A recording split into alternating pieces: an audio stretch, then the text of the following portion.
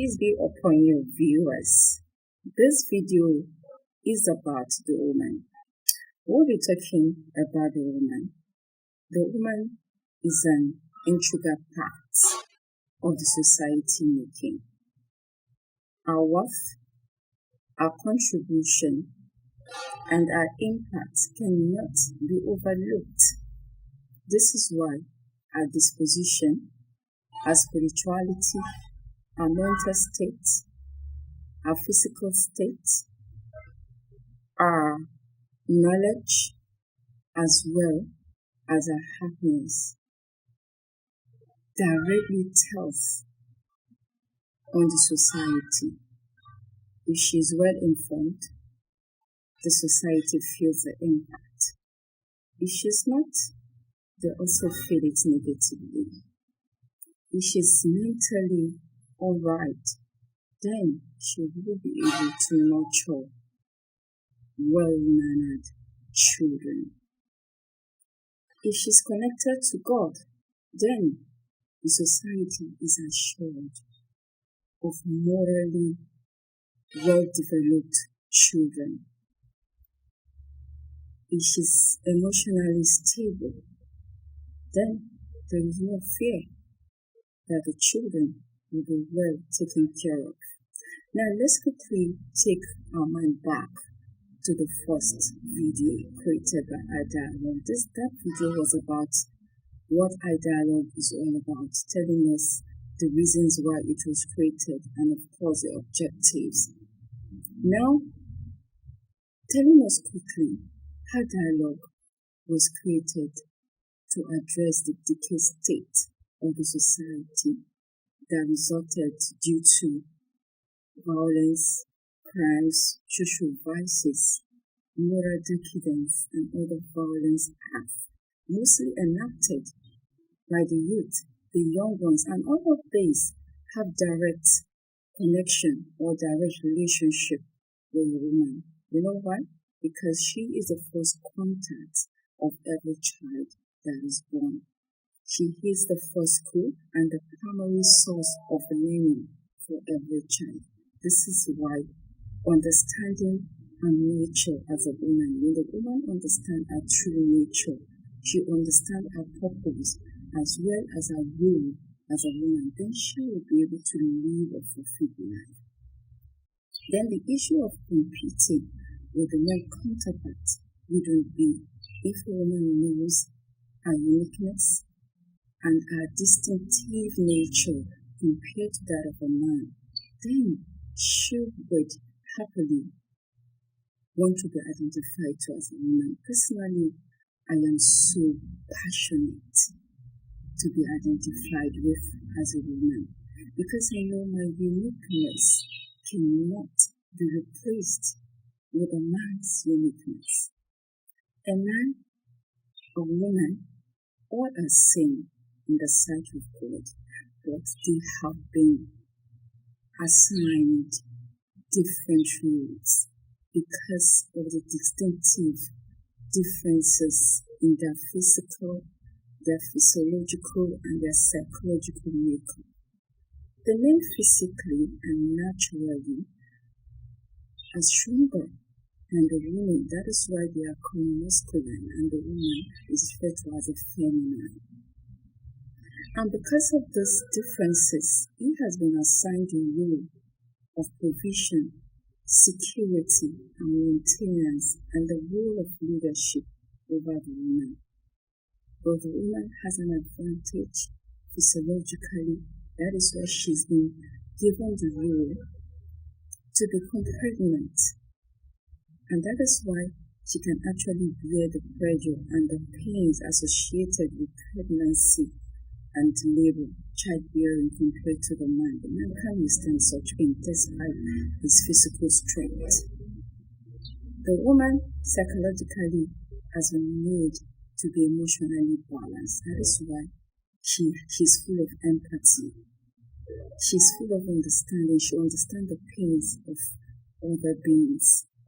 She's so empathy. That is why she has been given the role of nurturing the children. That is why she can bear the behaviors of children. That is why she can tolerate their excesses.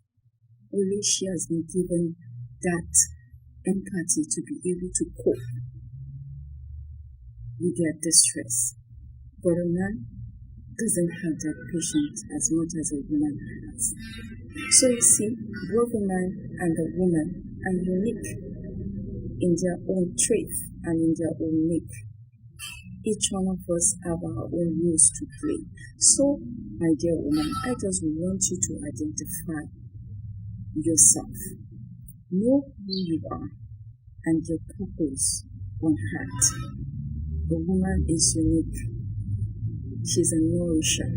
She's a caregiver. She's a teacher. She's a nation builder. She teaches law. She teaches morale. She gives birth to life. She doesn't kill life. She doesn't take life. No, a woman is too soft to do that. Then the issue of competing with the male counterpart wouldn't be if a woman knows her uniqueness and her distinctive nature compared to that of a man, then she would happily want to be identified to as a woman. Personally, I am so passionate to be identified with as a woman because I know my uniqueness cannot be replaced with a man's uniqueness. A man, a woman, all are same in the sight of God, but they have been assigned different roles because of the distinctive differences in their physical, their physiological, and their psychological makeup.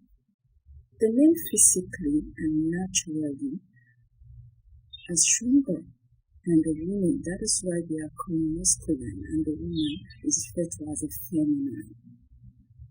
And because of these differences, he has been assigned the role of provision, security, and maintenance, and the role of leadership over the woman. But the woman has an advantage physiologically. That is why she's been given the role to become pregnant.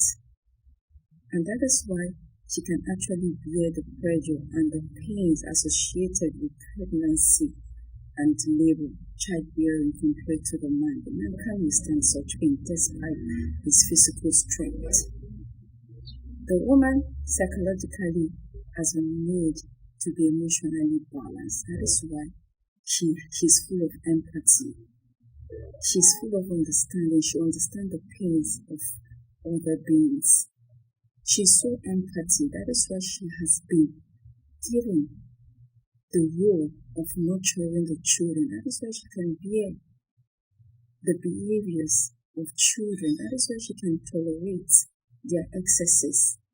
Only she has been given that empathy to be able to cope with their distress. But a man doesn't have that patience as much as a woman has. So you see, both the man and the woman are unique in their own traits and in their own make. Each one of us have our own roles to play. So, my dear woman, I just want you to identify yourself. Know who you are and your purpose on heart. The woman is unique. She's a nourisher. She's a caregiver. She's a teacher. She's a nation builder. She teaches law. She teaches morale. She gives birth to life. She doesn't kill life. She doesn't take life. No, a woman is too soft to do that. Dear woman, don't get me wrong. That you have been given the primary responsibility to nurture the family doesn't stop you from being productive. It doesn't stop you from working. It doesn't stop you from schooling. It doesn't stop you from doing business. Whatever you choose to do shouldn't affect your primary responsibility. You actually need to be productive. You actually need to be educated. If you must assume your role 100%, I believe that over 90% as a woman, you need to be educated. Take on your roles.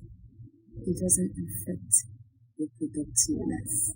In fact, it goes hand in hand. You can only give what you have.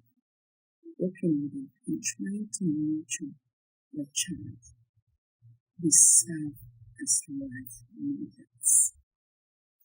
Our children eventually imitate what we say and what we do. So in trying to serve as role models for these children, we ourselves have to be good. You can support your husband financially and otherwise. That doesn't stop you from being a woman. And in doing all of these things, ensure it doesn't affect your well-being. Remember what I said from the beginning, that your well-being, your mental state, your spiritual state, your emotional state, your disposition is very important, as it will tell in the nurturing of your children. And my dear woman, appreciate yourself. Know who you are. A man is a man. A woman is a woman until you understand your true nature. You know who you are and you know what you need to do. You will continue to compete and struggle with the male. You shouldn't need. This singular heart has driven a lot of women into depression because they have failed to understand their nature, their purpose in life, and they've mixed up their priority. And also the most painful aspect, they don't practice self-love. In my next video, I will be teaching us how to practice self-love. Self-love makes you live a stress-free life and a worry-free life, and it will help you to become more productive and to fulfill your purpose in life. Until then, I want you to think positive, act positive, and keep positive. And don't forget to share this video and subscribe if you haven't. Love you.